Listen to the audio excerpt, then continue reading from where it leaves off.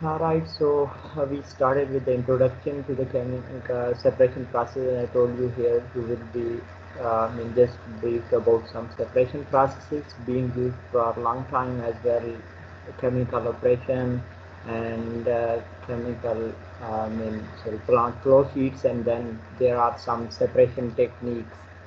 So I was telling you about these that extraction of metal from ore. This is being used for a very long time, as well as like uh, potash separation from the ash of burnt plants. Then like perfume from flowers. Uh, this is like dyes from the plants, different colors. You get from there. Then evaporation of seawater to obtain salt. Like just this is again one separation. The refining of rock asphalt. Maybe you know that asphalt are very heavier hydrocarbon. They exist in the form of like either semi-solids or very viscous liquid, and they are like combination of hydrocarbon, and then they can be refined to get various quantities of hydrocarbon or various streams of hydrocarbon having different composition. Like distilling of liquor to separate water from ethanol, like from the alcohol. So another operation in our body which is about like of kidney to separate water and waste products from the blood. So all these are example of very common separation processes which you observe in your surrounding, or they are used very commonly. So when we look at the separation processes, like being chemical engineers, and if we want to compare it with the chemists, because they also used some of like these separation techniques. So how their separation techniques are different from the separation technique which are operated or designed by chemical engineers. You know that I think you are aware about the difference between chemist and chemical engineer. Are you? Yes sir. So what is difference? Sir जो chemist होते हैं वो lab scale के ऊपर एक नई चीज़ बनाते हैं और हमारा काम है उसी चीज़ को एक कम प्राइस के ऊपर एक लार्ज स्केल पे बनाना। Right, exactly. Chemists work on the small scale, especially in the labs. So definitely the separation techniques which they use, they are considerably at very small scale as compared to this. If you later on, like the chemical engineer, they design a plant, and when you will design a plant, it will be a large scale facility. Just to give you one small example, like for example, chemists separate like these hydrocarbon mixture by using chromatography, while if you just compare that with the main separation technique used on a large scale, which is distillation, because what we do, we design a distillation column, and in that column you separate one of the feed, which is for example crude oil, which is a mixture of hydrocarbon, and you get that separated into a number of products on a large scale. So it means you work on such projects where you design a large scale plants, and which work usually on different separation, and they also work continuously. For chemists, they work on a small scale, and mostly it's in a batch. But when chemical engineer work on these separation techniques, they design a plant and which work continuously throughout the year to produce various useful products. So at the same time, because we are saying here chemical engineers design large scale facilities, but sometimes there are small scale plants which are also designed by the chemical engineers, but they are plants, they produce some useful product for the people, and they work sometime in a batch or on a small scale. For example, one here, crystal growth of semiconductors. So maybe you know about it. Definitely, these semiconductors are formed of which chemical? Do you know? Silicon? Yeah, mostly Silicon. silicon. Yeah, exactly. Silica-based semiconductor. These semiconductor, which are like we can say heart of with electronics. So laptops, these mobile phone and other, all electronic devices. So there are the silicon. So the boards and chips and this stuff. A lot of those are composed, are they are formed by using this silicon. So these definitely will be small plants, may not like big one, for example, like a refinery or a fertilizer plant, but this is a one industry in which again chemical engineers work and they design these plants as well. For example, hemodialysis devices, they are used for like what are these? Do you know hemodialysis devices? They call it artificial kidneys, which are used in hospitals for cleaning up the blood of those patients whose kidneys don't work. So these machines are also designed by like engineers, which work on a batch scale, you can say, because they are not a continuous, use machine. For example, when there is a patient, his or her blood is cleaned and so on. So you can also find some other small scale examples of various plants where chemical engineers like design those plants and they are used for various number of separations. So when you look at the chemical plant operations, you are I think aware about this, that there can be three kind of operations: batch, then semi-batch, and continuous mode. So what is difference between these? What does batch operation mode mean? Anyone can answer it? Sir ये क्या चीज? एक time पे एक process होगा batch में. Yes, and do we get product at the same time when we are feeding the reactor? Sorry, reactants. इन होगा, out No, उस sir. टाइम नहीं होगा. No. By the way, here what you do, you just feed the reactor with something and also stop feeding as well as removing of the product. You just fill some reactor with the main reactants, or maybe you want to do some separation, so you will put it inside that equipment and then leave it. After some time, you get the product. In semi-batch, some these are in between batch and the continuous, in which maybe you are feeding but not with drying, and or it can be reverse of this, like you just feed something and later on you are just withdrawing from the system. But in continuous, you know that at the same time you are feeding as well as product or some stream are leaving from the equipment. So these product which you get from these plants, sometimes they are like they are final product, or sometimes they are intermediate. What does this mean, intermediate? Because they can be used for further processing. Maybe they can be used as a raw material to make any other product. Then for example, here example is of processing of crude to get various petroleum products. Like you get, for example, lighter hydrocarbons, and then they can be used to make various other products, various other chemicals. For example, one of those, I think later on we again will discuss in the next few slides. So ethylene. So ethylene is used to make ethyl alcohol. So ethylene you get from these petroleum processing plants, and then later on it reacts with the water and so on. So you can get another product which we are calling it ethyl alcohol, and you can find a lot of such examples. So what does this mean? It means that when you are separating some streams and getting something, that can be sometimes your final product, sometimes that final product can be used as a raw material to get another product. Due to this, sometimes we make separation, like we are getting something so that it can be used for in any other process. So in chemical plants, or majorly yesterday this was also discussed when I told you that why we study the like separation processes. So I told you that usually the main operation which are involved on the plants, they are like reactor and separations, like somewhere some product is being produced and later on that is being separated from the other. So overall key operation can be like classified in the form of chemical reaction and then separation of those chemical mixtures.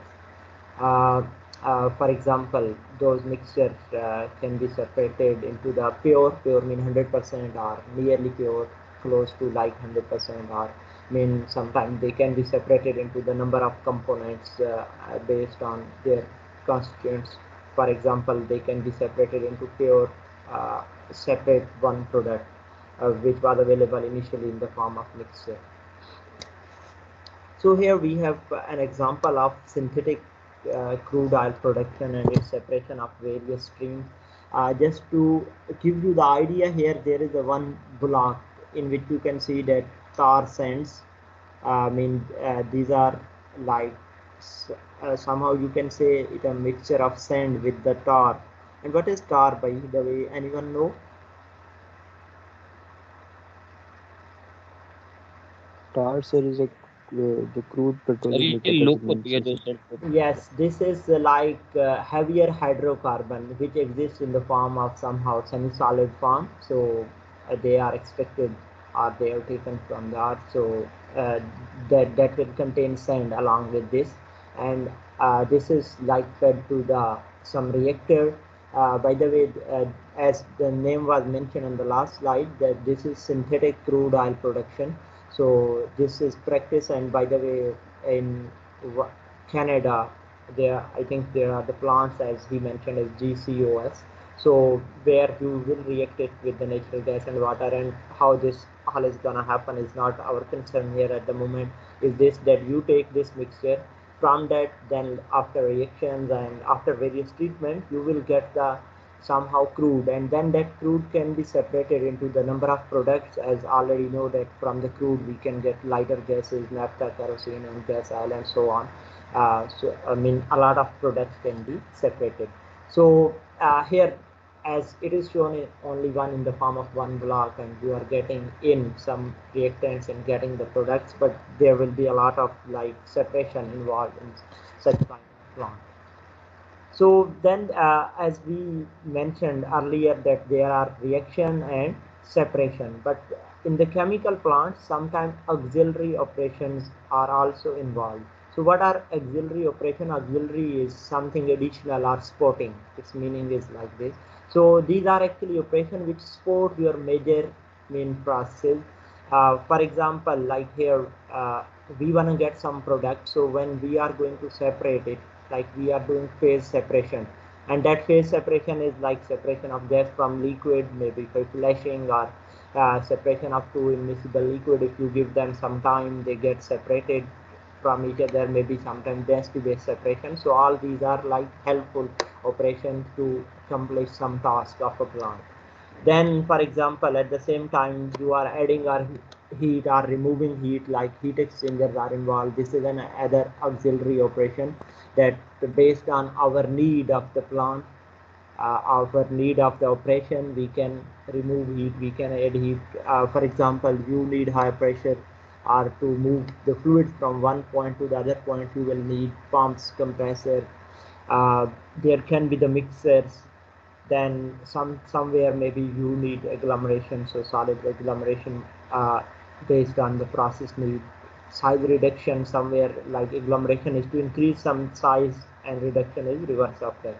So then separation of solids based on size and so on. So these can also be some operations which are involved at the plant when you are looking at some process. Maybe they are not major process, but they are helping our process to achieve some objective. So when you look at the by the way plant, and we are studying some plants, so they are represented in the form of flow diagram. So did you study these block flow diagram and process flow diagram somewhere? Yes, sir, we Yes, did. sir. CPI. yes sir in CPI. Okay, do you remember what was block flow diagram? Yes, sir. Everything was in block Yes, sir. represented. Yes, mean where you, by the way, in block flow diagram, we just represent our journal operation, mean major operation, major key operation, and they are indicated in the form of like the blocks, and those blocks can be square, rectangular, and such. So in which you usually, mostly only show like your reactor or chemical reaction where it is taking place and the separation steps, and just connecting lines are there. Uh, for example, here if we are producing like hydrogen chloride by using the hydrogen and chlorine, and we consider that hydrogen and chlorine are pure, they are coming into the reactor and you are getting the product. So here in this diagram it is only reactor is shown. Maybe as he mentioned at the top that 99% pure HCl you get, so in that case you don't need to do some separation. But if it will be like less purified coming from the reactor, definitely you will just install another separator after this, separator 1, 2, and so on, and that's it. So these are called block flow diagram. But on the other side, there are process flow diagram, PFDs. You are also gonna do like your FYP, final year project here, and there you have to present in, I think in first phase of the project, which you have to present like in presentation, you go for process flow diagram. So what is difference between this and block flow diagram? So process flow diagram more accurately represents the equipment and Exactly. what it's doing. Okay, good. So in process flow diagram, definitely we have to give more details of the plant. For example, initially we said in block flow diagram, we are giving based on only major operation like reaction and separation. But here you also have to include auxiliary operation. For example, somewhere pump is needed, compressor is needed, heat exchanger is needed. So all those things you have to represent as well. I mean, you have to show proper equipment. There were blocks, as its name indicate, block flow diagram, there are blocks. But here when we are saying process and flow, so in this process flow diagram, you have to represent the particular type of equipment. For example, you install somewhere one column which contains plates, so people can identify, okay, it will be like a distillation column. Sometime if there is absorber and it is backfed, you have to show packing, and if there is a pump, it is not in the form of block, you have to show proper symbol of that unit, that equipment. So as well, some of the process condition you have to mention here. Not all, maybe for example, when you solve this here in FYP later on, you have to do some calculation, but at least some of the conditions should be mentioned. So like here in this diagram, you can see some process flow diagram in which at least you can identify that the equipments are different from each other. So it means they are representing some specific type of the equipment. So by the way, here one information for you: when students come here for presenting and they bring like this block flow diagram, and then what they used to call it is process flow diagram, PFD. So now I think you have to take care, you should keep this in mind, that what is process flow diagram, although you studied earlier in the first year, but again it is revised, so just take care of it. So here is one operation in which, as I was already telling you, that ethyl alcohol is produced, so with the help of ethylene plus water. So as mentioned here, mean that it is hydration of ethylene when pure ethylene is available with water to produce ethyl alcohol in the presence of catalyst. So whenever there is a pure ethylene, it means only ethylene with react with the water and ethyl alcohol is produced. You can just write direct reaction C2H4 plus water and they go to ethyl alcohol. So in this diagram, what is mentioned here are those major processes are mentioned at reactor, and as well as some separation is taking place. For example, just look, if water and ethylene are entering to the first reactor, I mean, here we are not going to study the process in detail, but want to show you something else. So that when there is a pure ethylene, you need a very small plant. I mean, not much separation are involved, and there is only one reactor. But if later on next slide we will look at a bit complex system, so we'll see what is the difference from this.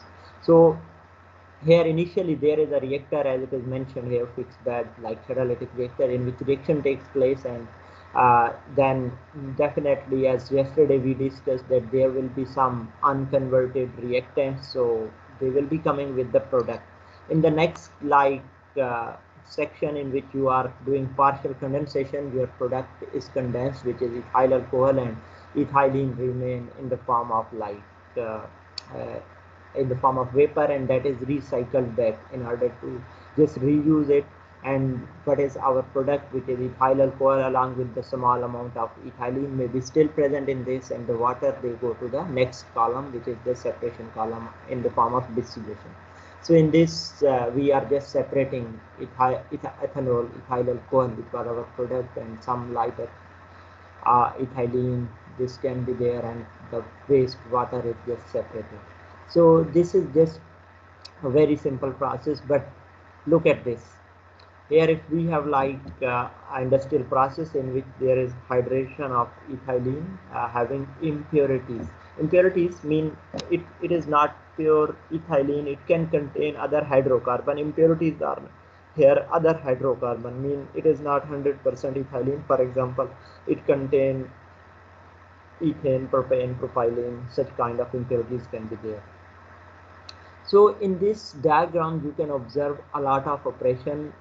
Initially, somehow the similar, there is a one reactor in which reaction takes place, and then you are going for partial condensation as you did.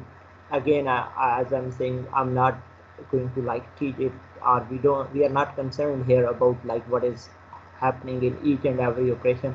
You can go through the book quickly if you want to read, but the thing is here, like there are a lot of separation equipments available, and then there is another reactor in the second row. You can observe here again written catalytic reactor. So I mean overall, when you introduce impurities, it is not pure reactant.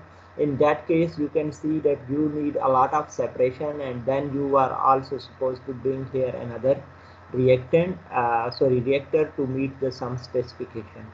And then finally at the end of this this equipment, you can see that final purified tower distillation in which you are getting the product. If you just compare it with the last one, here the lot of separation were needed because our product was not purified, and sometime to just separate the byproduct, sometime all other main operation work carried out, separation work carried out here. So up to here, if you have any question. Excuse me, sir. Yes. Sir, I have to ask that in a PFD, it is mandatory to represent the to mention the pressure and temperature conditions. Yes, I said some. Here I mentioned some process conditions should be mentioned. At least when you are gonna present here, it should be there. Maybe more if you find somewhere, like for example here, it is not mentioned, but PFD should show us some conditions should be there.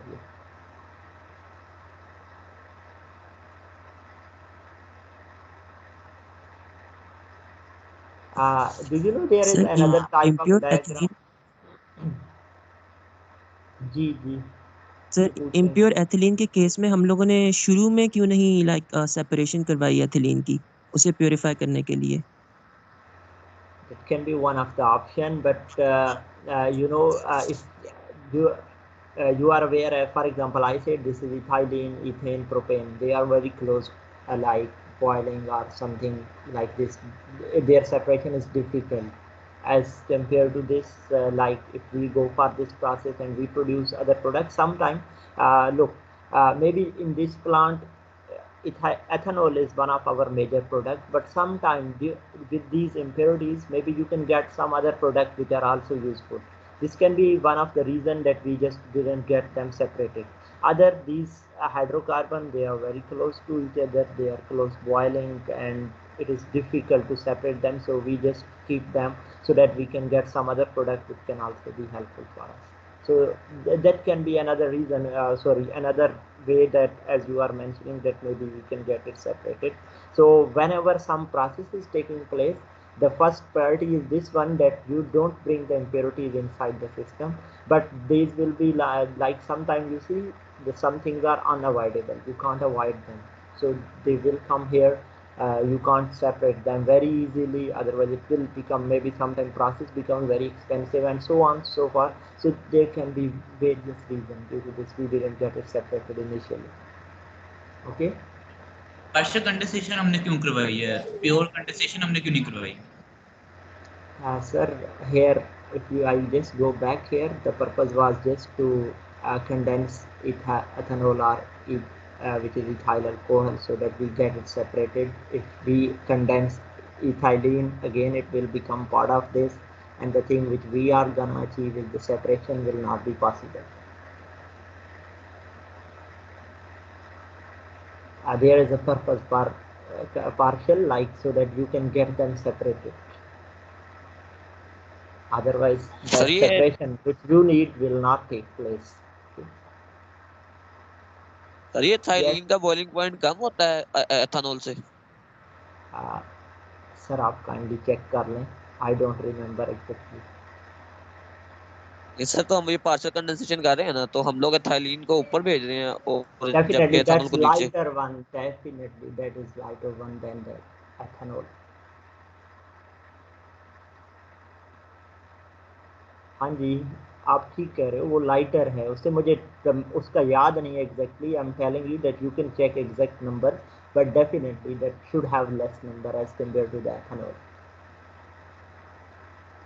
Any other question? Right, okay.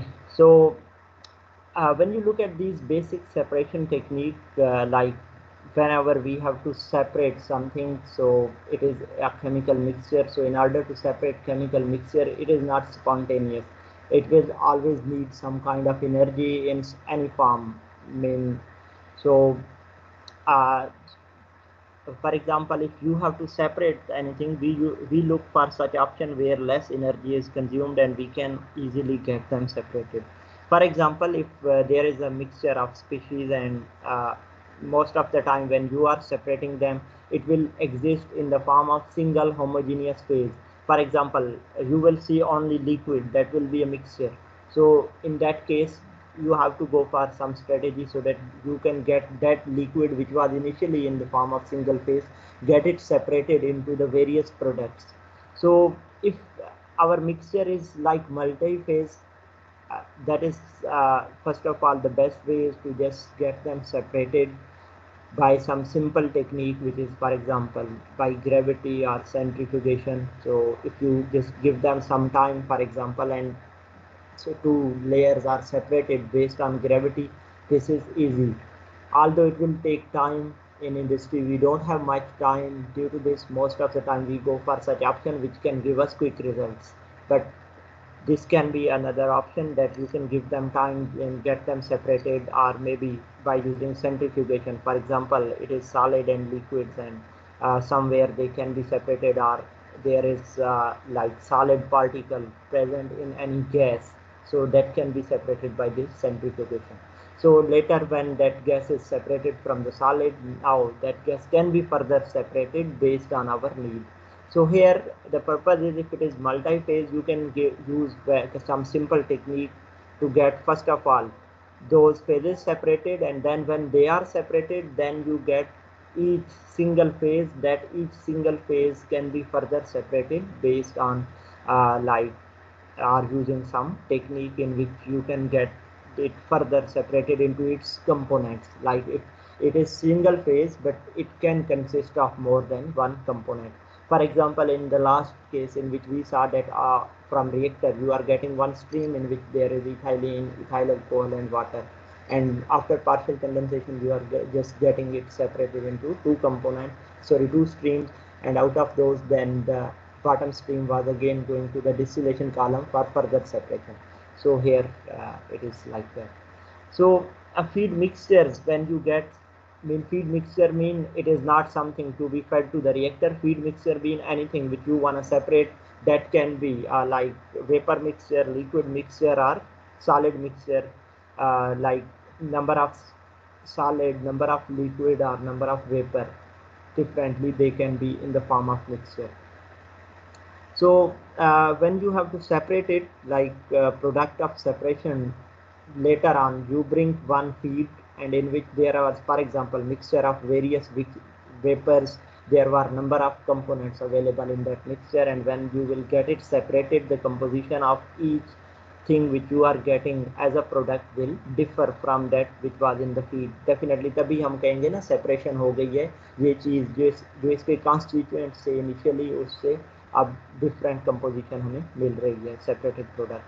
So separation is like accomplished by inducing different chemical species in the feed sometimes, so that we can get it like separated into various products.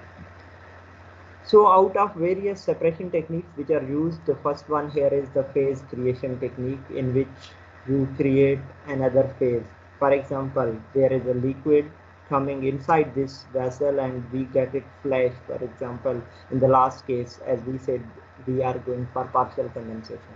So when you are going for partial condensation, there was a vapor feed coming into the system, and partially it was condensed. So here what you did, you introduced or you created new phase. I think time is already 9, so I will just start in the next lecture from here, separation techniques. So because we have to attend other class, so let's stop it.